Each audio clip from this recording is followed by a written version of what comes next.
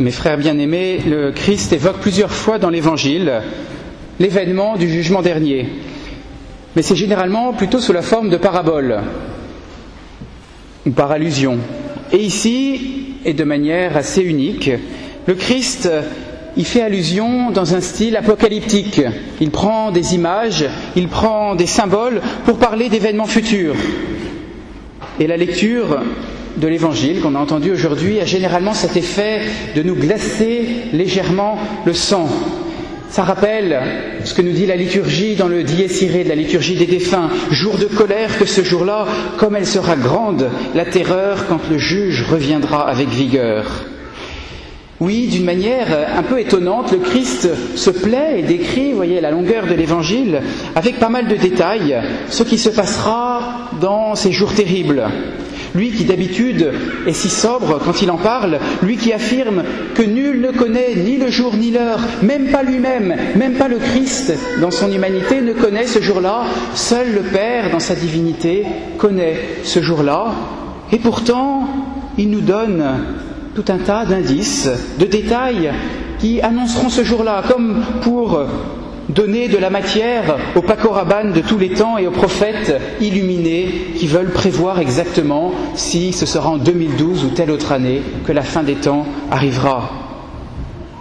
Évidemment, oui, quand on regarde les signes des temps, quand on regarde ce qui nous entoure, eh bien on peut voir l'abomination de la désolation. On peut se dire qu'il y a des signes dans le progrès technique qui est en train de prendre l'homme pour gérer la vie, pour maîtriser le don de la vie. Cette vie qui devient de plus en plus non pas un don gratuit de Dieu à travers l'amour des parents, mais qui devient quelque chose qui est dû en éprouvette, en laboratoire. Il y a cette montée de l'islam, qui est une religion qui est écrasante et annihilante et qui prend de plus en plus d'ampleur. Il y a les prémices d'une rupture de l'équilibre naturel de la planète qu'on peut constater. Oui, on peut regarder, scruter tous ces signes et se demander, eh bien, si les derniers temps, c'est pas vraiment pour cette fois. Est-ce qu'on n'y serait pas dans ces derniers temps quand on constate ces signes ? Se dire ça, ce n'est pas illégitime, je pense, parce que, eh bien, le Christ, sinon, n'aurait pas donné ces signes, n'aurait pas parlé de ces signes. C'est pas illégitime, mais il me semble vraiment que c'est pas l'essentiel de ce que veut nous dire le Christ dans cet évangile. L'essentiel, ce n'est pas dans les signes, mais c'est dans ce que les signes annoncent. L'essentiel, ce ne sont pas les feuilles de rameaux. L'essentiel, c'est l'été qui arrive. Il y a un dicton qui dit, quand il y a quelqu'un qui montre quelque chose du doigt, eh bien l'idiot regarde le doigt. Il ne faut pas être, quand on écoute cette parabole, stupide au point de se focaliser uniquement sur les signes et pour ne pas voir la fin du message du Christ. Celui qui doit venir. Ces signes dont le Christ nous parle, ce sont un doigt pointé vers celui qui vient, vers le Christ qui revient dans la gloire. Ils annoncent le retour du Seigneur plein de puissance et de majesté. Ils annoncent, oui, qu'un jour, nous le croyons, nous l'espérons, un jour tout sera restauré pleinement dans le Christ. Ils annoncent qu'un jour, la justice sera pleine et entière. Ils annoncent qu'un jour, il y aura des cieux nouveaux et une terre nouvelle. Ces signes annoncés, mes bien chers frères, nous invitent dès à présent, dès maintenant, à lever notre regard vers celui qui doit venir. Parce que le vrai danger dont nous parle le Christ, ce qui doit vraiment nous faire peur, ce ne sont pas les signes. Ce n'est pas d'avoir peur de ces signes. Le vrai danger, le vrai risque, c'est de ne pas pouvoir reconnaître le Christ, de se tromper en voyant des faux messies ici et là. Le vrai danger, ce n'est pas la peur des signes, mais c'est de ne pas voir le Christ qui reviendra. On l'annoncera faussement de tous côtés. Il est là, il est ici. Ce Messie qui apporte le salut de Dieu, on l'annoncera de tous côtés. Et là est le danger, de ne pas voir où est le salut que nous apporte le Christ. De se tromper en pensant qu'il est dans l'illusion de l'argent, en pensant que le salut est dans le gouffre des plaisirs, en pensant que le salut est dans les faussetés des autres religions.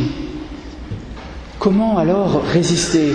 Quelle est l'arme qui nous est donnée pour résister, pour pouvoir, quand le Christ reviendra dans la gloire, le reconnaître ? Parce que le risque est réel de ne pas le reconnaître, même pour vous, même pour moi. même pour les élus, dit le Christ. Les faux messies pourront tromper même les élus. Voilà de quoi nous alarmer, de quoi nous dire de ne pas nous endormir sur nos lauriers en se disant c'est gagné, c'est acquis, je suis chrétien, je suis du bon côté. Non, on peut être égaré si on ne se prépare pas à cette venue du Seigneur. Comment alors s'y préparer? Eh bien, en s'attachant dès maintenant à reconnaître le Christ, à connaître davantage le Christ. Qui est Dieu? Qui est le Christ? Qui est-il? Vous voyez, je suis frappé que notre prière ne soit pas suffisamment contemplative. Elle est si peu contemplative. Quand on prie, souvent on est là pour demander des grâces à Dieu, pour nous aider dans notre vie concrète de tous les jours. Quand on ouvre la Bible, l'Évangile, c'est souvent en vue d'y trouver un conseil concret pour ma vie de tous les jours. Quand on adore le Saint-Sacrement, on y va souvent pour trouver paix, réconfort, force dans cette présence du Seigneur. Dans l'islam, dans cette religion, Dieu a révélé les choses à faire. Et quand on lit le Coran, on regarde uniquement ce que Dieu a dit de faire. Il n'y a pas du tout Dieu qui se révèle, qui dit qui il est, qui dit voici qui je suis, regardez-moi, contemplez-moi. Non, c'est voici ce que je te demande de faire. Dans le christianisme, c'est différent. Évidemment, il y a une part où Dieu demande à l'homme d'agir, mais ça commence toujours, et c'est ça qui est vraiment merveilleux, ça commence toujours par Dieu qui se révèle et qui dit qui je suis. Je suis celui qui suis, première révélation de Dieu. Je suis le Christ, et je suis le visage du Père, dit le Christ. Qui m'a vu, a vu le Père. On est amené à d'abord contempler Dieu. Avant de savoir ce que je dois faire, je dois savoir qui est le Seigneur. Et je pense que là est la clé de cette préparation au temps dernier. Contempler, regarder en cherchant à connaître, se fixer sur le visage du Christ à travers l'Évangile, dans l'adoration eucharistique, c'est le moyen de préparer son retour. Et si son retour n'est pas pour demain, si son retour n'est pas pour notre vie, eh bien, c'est le meilleur moyen d'affronter les épreuves de la vie, d'affronter l'abomination de la désolation que nous pouvons rencontrer dans le monde.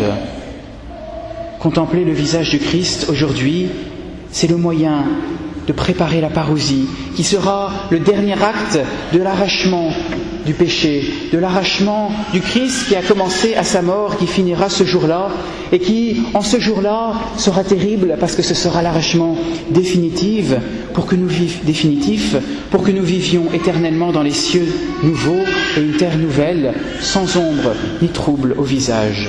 Amen. Au nom du Père et du Fils et du Saint-Esprit. Amen.